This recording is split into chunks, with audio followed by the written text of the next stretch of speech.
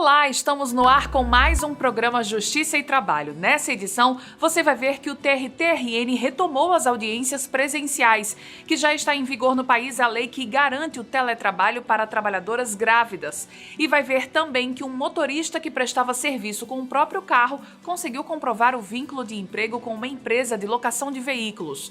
Ainda vamos falar sobre o plano estratégico do tribunal na entrevista com o Dirceu Holanda, que é diretor de governança institucional do TRT-RN.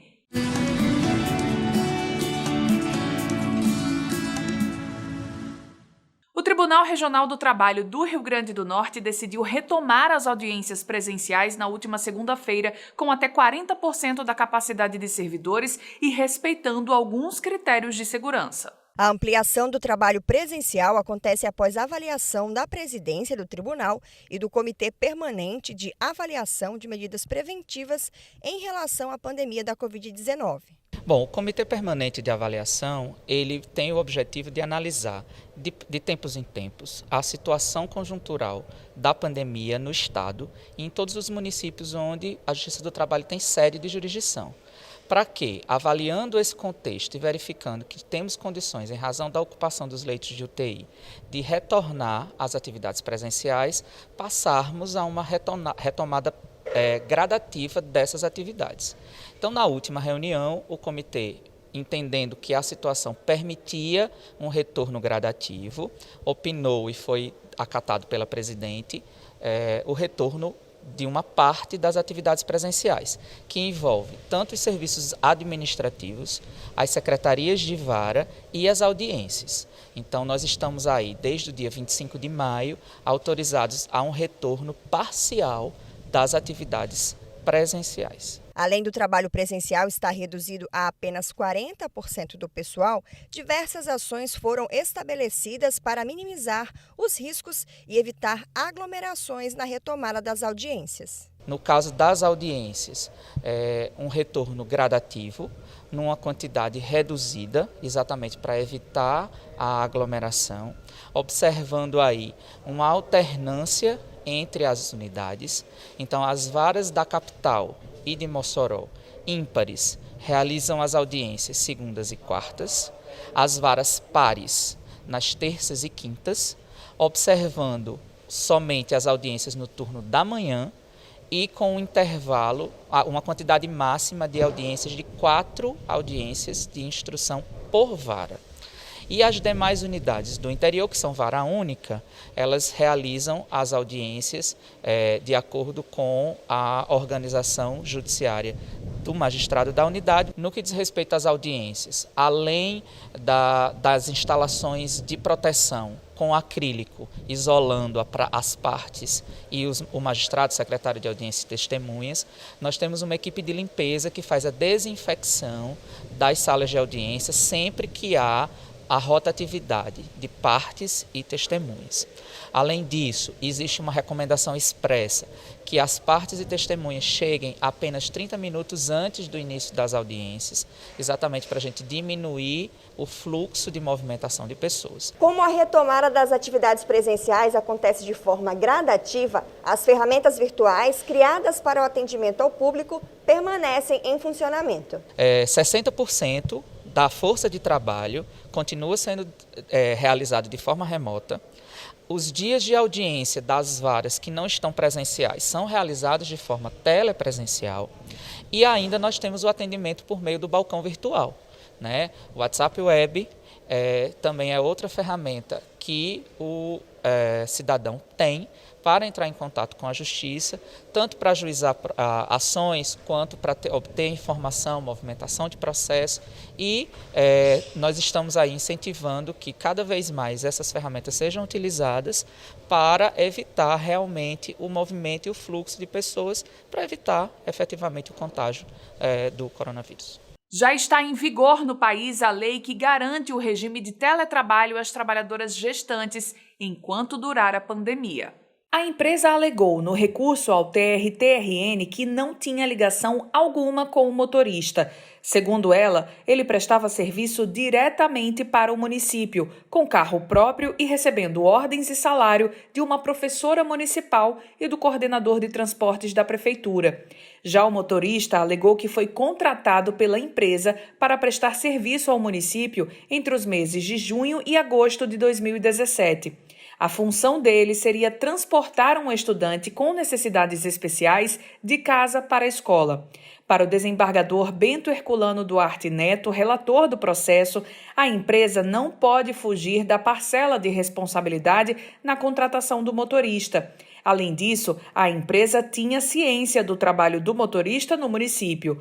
Ao confirmar o vínculo de emprego, o relator destacou que o contrato da prefeitura com a empresa era de locação de veículos com condutor e que não procedia à versão sustentada pela empresa de que a contratação do motorista ocorreu à revelia, sem o conhecimento dela.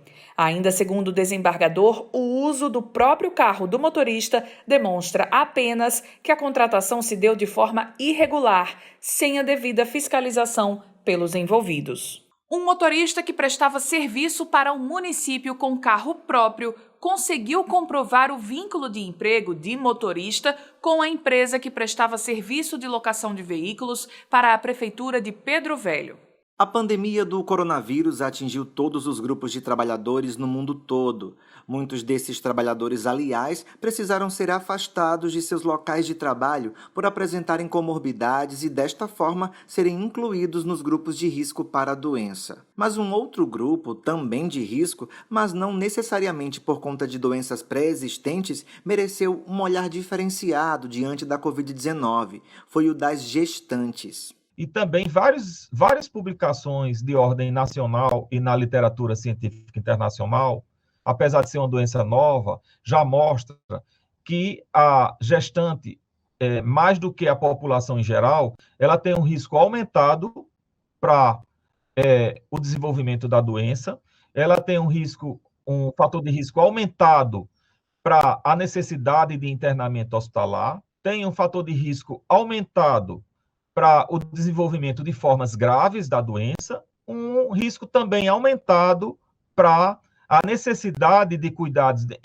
em serviços de terapia intensiva, em UTI, né? E mostrando também alguns trabalhos que o maior risco, a maior probabilidade de, nesses casos, a necessidade de suporte ventilatório. Diante disso, no último dia 12 de maio, o presidente Jair Bolsonaro sancionou a Lei 14.151, que garante o regime de teletrabalho às trabalhadoras gestantes enquanto durar a pandemia. A norma foi publicada no Diário Oficial um dia após a sanção e já entrou em vigor. Ainda segundo o presidente da Sociedade de Ginecologia e Obstetrícia do RN, a sanção da lei veio em um momento oportuno, em que as grávidas precisam de mais proteção. Nós vemos com muito bons olhos, digamos assim, a iniciativa do governo nesse momento. É uma questão de direito, é uma questão de promoção, é uma questão de respeito,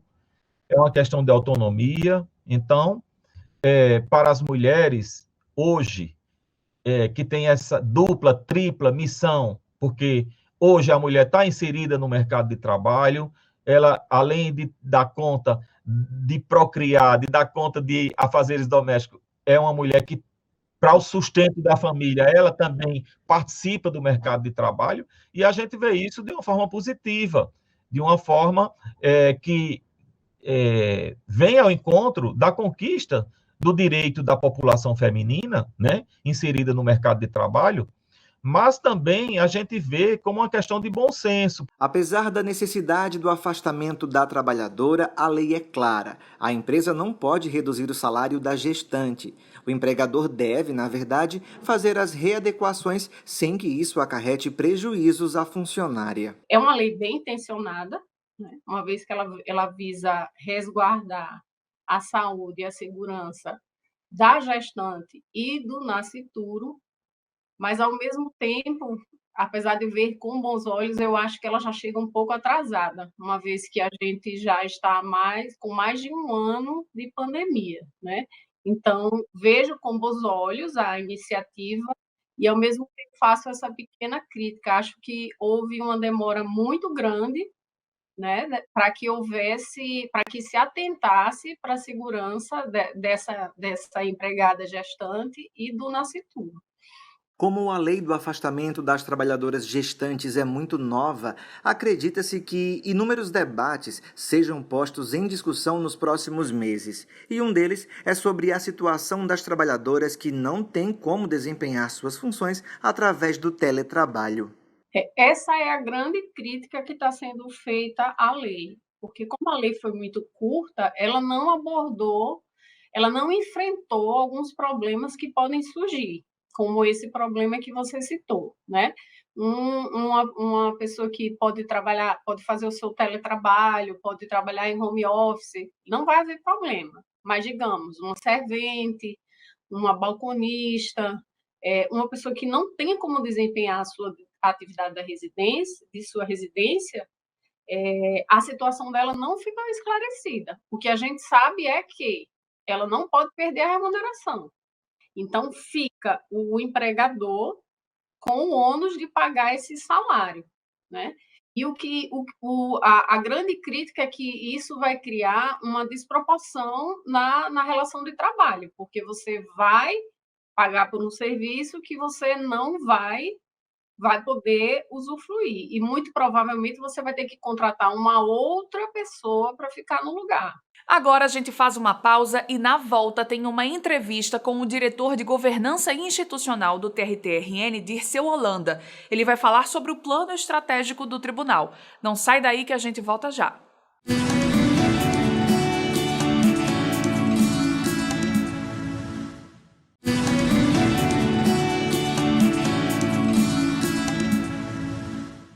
Já está em discussão no Tribunal Regional do Trabalho do Rio Grande do Norte o novo plano estratégico da instituição. E sobre este assunto a gente conversa agora com o chefe da Divisão de Governança Institucional do TRT-RN, Dirceu Holanda. Dirceu, muito obrigada mais uma vez pela participação aqui no programa. Eu que agradeço a oportunidade de mais uma vez estar com vocês. Dirceu, qual é o trâmite agora? Vocês elaboraram esse plano e ele precisa ser aprovado em plenário, é isso? Como é que funciona? Isso. Nós temos hoje uma metodologia única para toda a Justiça do Trabalho, que foi aprovada pela resolução do CSJT número 259 de 2020, e que teve todo um trâmite de formulação da estratégia com vários movimentos de participação da sociedade, de magistrados e servidores, e que agora chegou na fase final de aprovação e validação pelo Tribunal Pleno. Quanto tempo levou essa elaboração, Dirceu, do plano? Esse é um projeto, né, institucional que foi iniciado no início do segundo semestre do ano passado e começou com um diagnóstico institucional para a gente definir os cenários da instituição que estão postos hoje, mas que já se prevê uma perspectiva de 6 anos, porque o plano tem essa visão de 6 anos, e a partir deste diagnóstico foram desenvolvidos os demais elementos, como a visão de futuro, a nossa missão institucional, os valores que permearão todo o plano estratégico, toda a instituição durante esse período, e, na sequência, os objetivos, indicadores e metas que também compõem o plano. Por fim, também foram levantadas iniciativas estratégicas que também direcionarão todas as ações que buscam o cumprimento dos nossos objetivos estratégicos. Quer dizer, foi um longo trabalho que agora está culminando com essa votação em plenário, né, Dirceu? E o que eu acho interessante do plano é que ele é bem democrático. A ideia é ouvir toda a instituição para saber justamente quais são os gargalos, quais são os objetivos, né, para onde estamos caminhando, para onde queremos ir. Exatamente. Nós estamos ainda no 3º ciclo de planejamento estratégico do Poder Judiciário e, consequentemente, da Justiça do Trabalho e do TRT.